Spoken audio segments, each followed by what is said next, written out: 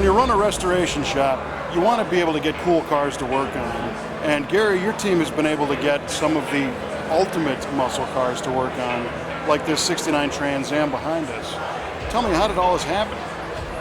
Well, I'd have to say I was lying if I thought I would ever get to work on one of these. When I very first started the shop, really a pinnacle car here, and really just the brothers collection. Fortunately, we kind of end up being their Pontiac BOP type of a shop for them. So what a thrill to get to do the complete restoration on this Trans Am. Now, 69 Trans Am is a rare car, but when it's a convertible, it's one of only 8. That's right, one of only 8. This was the first one made. Really? Yep, sold new into Canada. I believe they got it out of Washington State.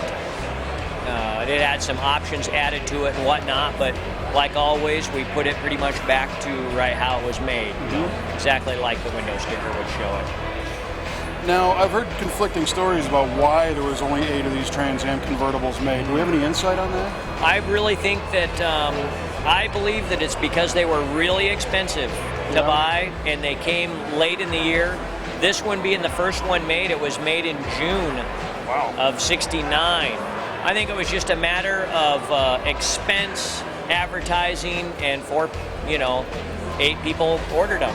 And that was it. That's it, yeah. And the other interesting thing is the Trans Am was named after the Trans Am series, but this didn't compete in Trans Am. Yeah, not at all, especially not a convertible. Yeah. So that's why it's such an obscure car, to be a convertible. Just 8, 4 automatics, 4 4-speed. Yeah, really a street car with a cool name. So tell me about the combination on this one. This is one of the 4 automatic cars, power windows, power top, sport wheel, some pretty standard Trans Am stuff, but the power windows in the top, kind of the biggest options there. Sure, well, it's a luxury car. Yeah, and what are some of the other elements of the Trans Am?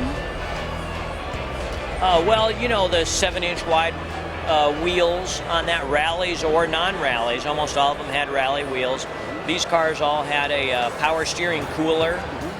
Of course, the scoops and the spoilers and all that unique hood, which is now nearly impossible to find an original one. Sure, right. Set you back, over 10 grand if you needed one. Oh man.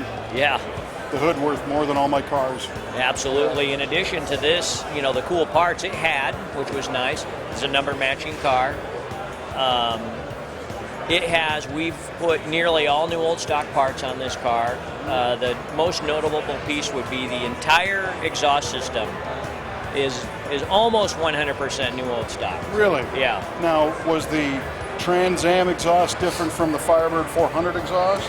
Well, it would be the same as a Firebird 400 with Ram Air. Gotcha. They have the long branch, free-flowing manifold, and that would change the head pipe.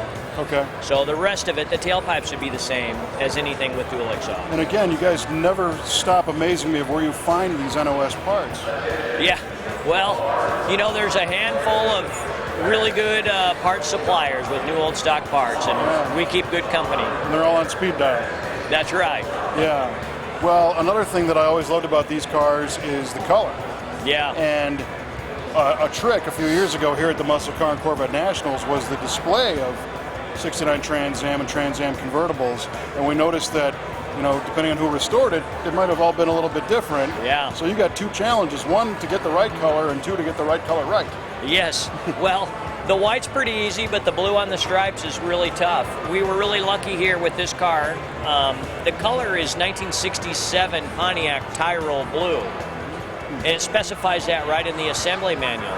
But that's a really tough color to make. It's the same as Chevy's color, Marina Blue, but there's a superseded number, and when a guy would just order it from the parts store, you would get the superseded number, which would be a different shade.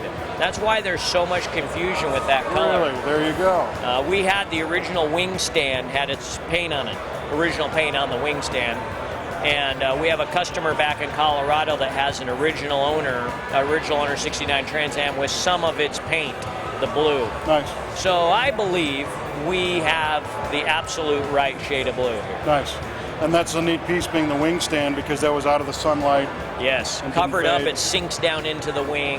Yeah. It's absolutely never seen daylight. That's a great way to verify that. Yeah.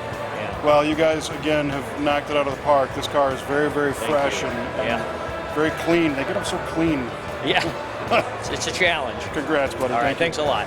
You bet.